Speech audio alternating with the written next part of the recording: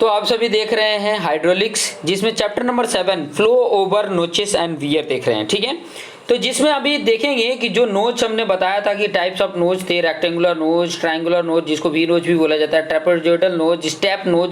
तो ये जो नोच थे अब इसमें से वो किस लिए प्रोवाइड किए जाते हैं, डिस्चार्ज कितना हो रहा है उसलिए प्रोवाइड किए जाते हैं। तो अभी यहाँ पर देख रहे हैं रेक्टेंगुलर नोच लेकर मैं उसके डिस्चार्ज कितने हो रहे हैं वो कैलकुलेट कर रहा हूँ। ठीक है, तो ये देखिए नोच आपको जो बनाया हुआ है यहाँ पे कि ये रेक्टेंगुलर नोच आपका बनाया हुआ है। मैं थोड़ा सा इसको अच्छे से आपको रिपीट करके दिखा देता हूँ।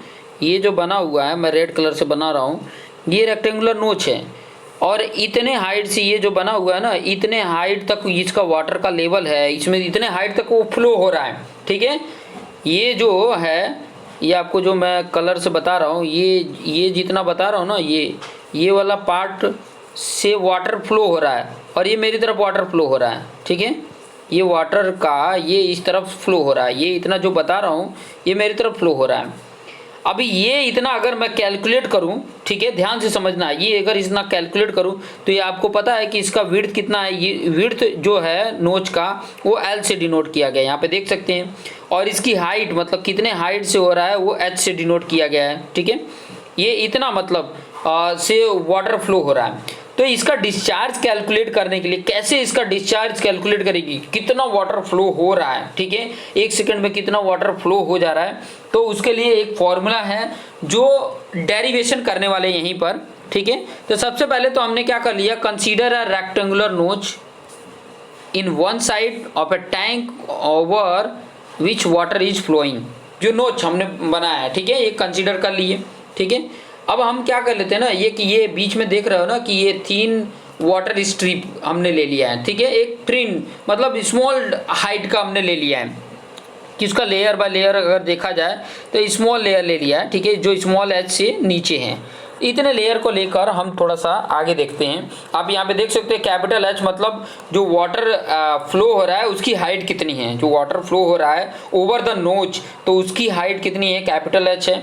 और जो हम स्ट्रिप ले रहे हैं ये क्रेस्ट बताया, मतलब वो जो नोच बना हुआ है उसका ये क्रेस्ट है। ठीक है, क्रेस्ट है। अगर आप लोगों ने समझ लिया होगा तो बहुत बेटर है। थोड़ा सा और आइडिया मैं यहाँ पे दिखा देता हूँ। जैसे कि मैं बोलूँ कि ये इस प्रकार का, ये ऐसे करके मैं बना देता हूँ। ठीक है, ये इस प्रकार से,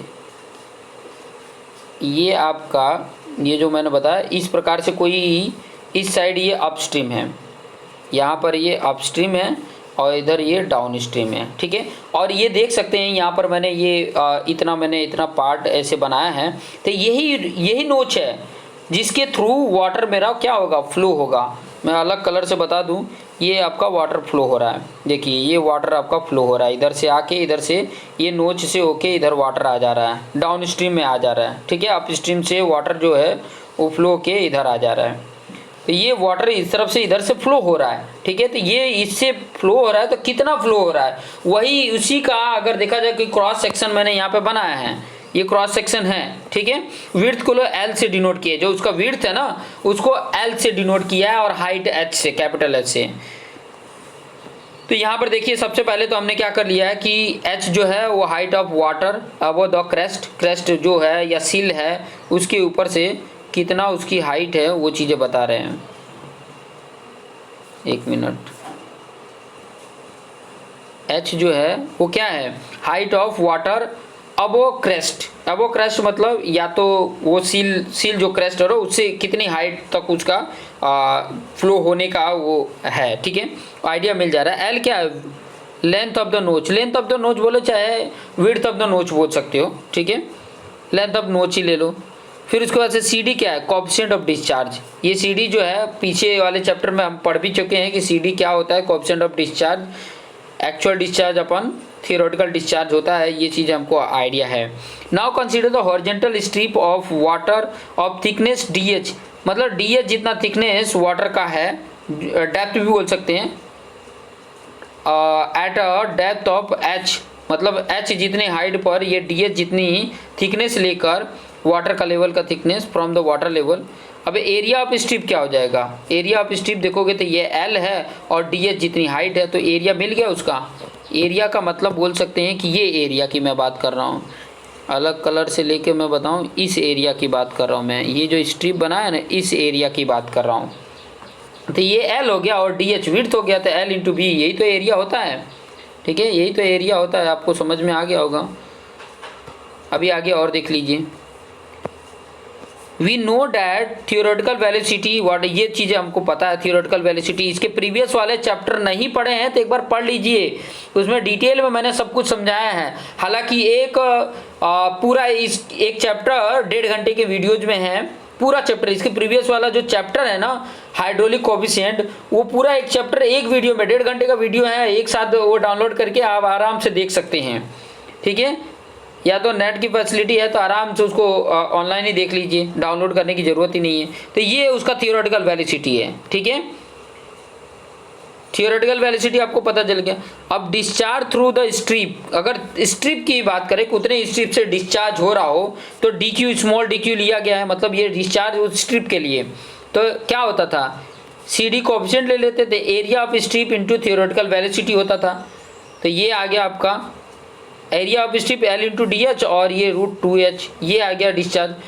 अब मैं टोटल की अगर बात करूं तो टोटल कहाँ से कहाँ तक है, टोटल अगर देखोगे तो कहाँ से कहाँ तक है, तो 0 से लेके कैपिटल H तक है, उतना है ना थिकनेस, उतना थिकनेस तक जा रहा है ना। तो total discharge over the whole notch में found out by integrating the above equation with in the limit 0 to h तक। तो ये 0 to h तक का ले लिए। ठीक है, अब लिमिट नहीं निकालने आ रहा है, वो चीज़ें बहुत इंपॉर्टेंट है कि लिमिट आपको निकालने आना चाहिए।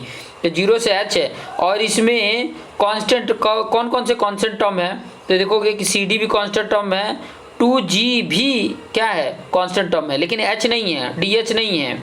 ठीक है, तो ये कांस्टेंट टर्म को हमने इधर रख दिया और जो कांस्टेंट नहीं थे उसको इस तरफ रख दिए। ये जो अंदर ये h था ना, वो h पे कितना पावर है, रूट है ना, तो रूट पे 1/2 पावर होता है, तो ये भी ध्यान रखेंगे। ठीक है, और यहाँ पे dh है, तो h पे 1/2 पावर और dh का जब इंटीग्रेशन करते हैं तो क्या आता है, ये फॉर्मूला है। देखो कभी भी अगर निकालना हो इंटीग्रेशन तो ये आप ऐसे निकाल सकते हो, अगर ऐसे हो x पे n हो और dx हो, ठीक है, तो इसका जो फॉर्मूला हो जाता है वो याद तो होता है, x पे n+1 अपॉन n+1 ऐसे हो जाता है, x पे n+1 पावर हो जाता है और डिवाइड में n+1 हो जाता है। ठीक है, और 0 से h है यहाँ पे, तो यहाँ पे 0 से h लिख लिया जाता है। ये चीज़ें आइडिया होना चाहिए। तो ये देखिए यहाँ पर कैलकुलेट हो गया, ये 1/2 है ना, तो 1/2 में 1 ऐड करोगे तो 3/2 आ जाता है, और वही पावर नीचे भी 3/2 आ जाता है।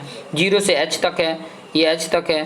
फिर उसके बाद से हम ये जो ब्रैकेट का ना, पहले जो भी स्मॉल h है ना, जो स्मॉल h है उसकी जगह कैपिटल H पुट करो, माइनस जो h है वहाँ पे 0 पुट करो। 0 पुट करोगे तो पूरी वैल्यू 0 हो जाएगी। ठीक है, 0 अगर h की जगह पुट करोगे तो पूरा 0 हो जाएगा, तो उधर वाला पार्ट तो 0, सिर्फ h पे 3/2 है, तो 3/2 ऊपर जाके क्या हो जाएगा 2/3, बाकी सब वैसे ही है, बाकी सब देखेंगे तो सेम वैसे ही है। ये 2/3 CD और √2g और h पे 3/2 हो गया। ठीक है, तो इस तरीके से हम इसको बना लेते। देखिए ये डिस्चार्ज आपको निकल गया कि अगर रेक्टेंगुलर है तो इतना डिस्चार्ज होगा, और ये बहुत इंपॉर्टेंट है, इससे रिलेटेड क्वेश्चन पूछ ही लेता है, ये जो है ना बहुत इंपॉर्टेंट है। ठीक है, ये जो है ये बहुत इंपॉर्टेंट। अब देखो h पे 3/2 है ना, तो कई बार क्या होता है ना, इसको थोड़ा सा चेंज करके लिख दिया होता है। चेंज करना मतलब देखो h पे 1/2 और h भी होता है, तो ऐसे भी करके लिख देगा, तो आपको घबराना नहीं है। 2/3 CD और यहाँ ब्रैकेट में 2g h ही रहने दिया, कैपिटल H, और इंटू h कर दिया, ये ऐसे करके। तो इसका कहने का मतलब क्या हो गया, इसके देखोगे इसके कहने का मतलब ये भी राइट है, ये भी Q ही है, तो इसमें घबरा। अभी ये जो 2gh है ना, ये क्या है, थियोरेटिकल वेलोसिटी इंटू h, यही आ रहा है, इंटू h यही आ रहा है, और कुछ भी नहीं आ रहा है। तो ये चीज़ें देख सकते हैं कि ये भी कितना इंपॉर्टेंट है। तो इस तरीके से आप कैलकुलेट करके आसानी से फाइंड आउट कर सकते हैं। इसको थोड़ा सा और अच्छे से अगर मैं लिखूँ तो आपको आइडिया मिल जाएगा। थोड़ा सा मैं इसको रफ करके और अच्छे से लिख देता हूँ ताकि आपको आइडिया हो सके। रेड कलर से लिख देता हूँ।